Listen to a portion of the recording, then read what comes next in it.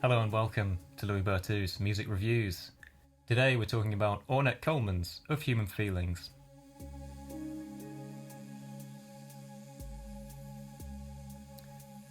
This record was released back in 1982, but was recorded about 3 years prior in 1979, but just didn't get released until the 80s for whatever reason.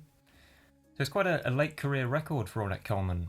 Often when you think of his classic albums, you think of The Shape of Jazz to Come, Change of the Century, these kind of records that got released back in the late 50s, early 60s.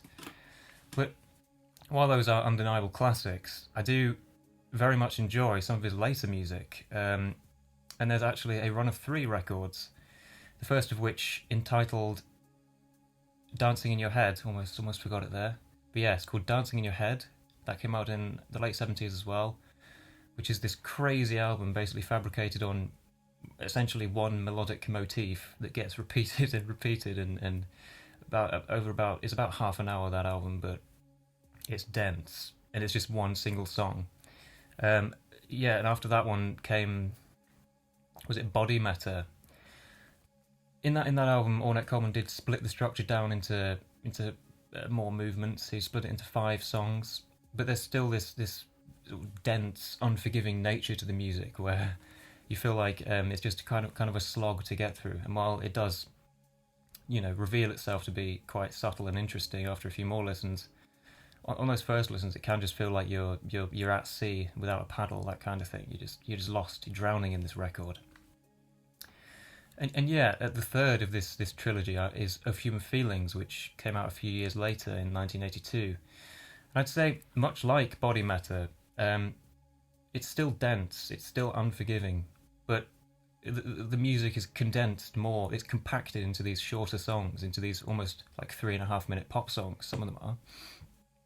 But obviously, while it is compacted into these more pop forms, it's still just as chaotic, just as dense, and I haven't put a word down here, frenetic. That's what I think of when I think of this album. It's just got this crazy, chaotic, frenetic sound, which on first listen can be disarming, and it could even be like difficult listening. It can be hard listening, but I think under all of this craziness, there's a strong groove that underpins the entirety of this record.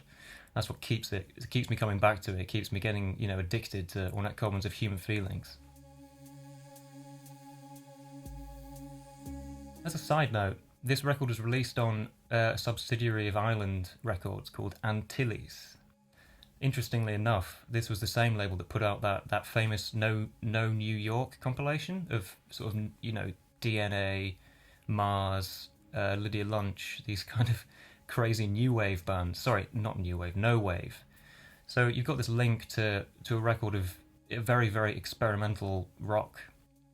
And similarly, while this album is, Of Human Feelings, while it is a jazz funk album, when I listen to it, I kind of almost hear Beefheart in it. I hear like Trout Mask Replica. I hear similarly, I hear like no wave in there.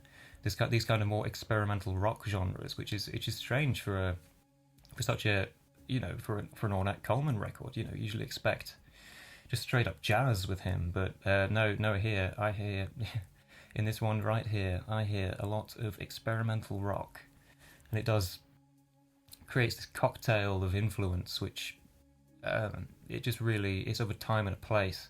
No other record really does sound quite like this, and I think that's partly due to just having so many influences. Almost Ornette Coleman's at this stage in his career where it's almost everything he's done is pointed towards this one moment, and this is what he felt was right to create in 1982 or 79 or whenever it was recorded. One of the key sonic kind of identities to this record is the relentless improvisation of basically every player. And when I say every player, I'm referring to there's 2 drummers, 2 guitarists, a bass player, and then Ornette on sax, of course.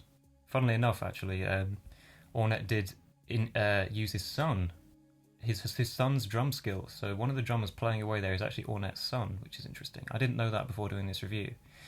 And I can't help but think, I wonder if Ornette actually didn't have to pay his son as much. He was just like, oh, come on, play on your old man's records, go on, do me a favour, son, that kind of thing.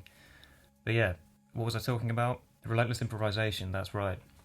Of all these players, it really does give this music a sense of momentum. I think like there's never really a dull moment, and pretty much every space in this album is filled by somebody improvising.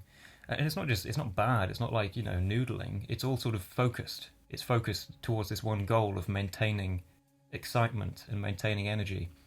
It's very exciting, especially at certain points, which I'll go into later on this record, where, the improvisation just does kind of it feels overwhelming almost, and very exciting.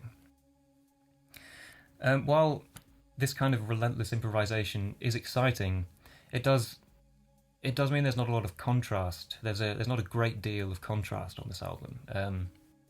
I find a lot of the tracks, aside from a few really key moments or key tracks, they do just merge into one just a little bit, and that's kind of on the basis of the players essentially improvising over the top of these songs, pretty much on every song.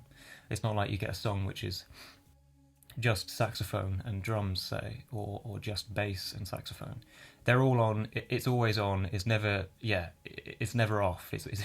You sort of press play on this record. It continues and then it ends, and you're sort of perhaps on first listen almost like lost in a jazz sea, or jazz funk sea. I suppose it's my job to actually encourage you to sail that sea, because I do think it's a rewarding listen, even if it is dense and difficult at first.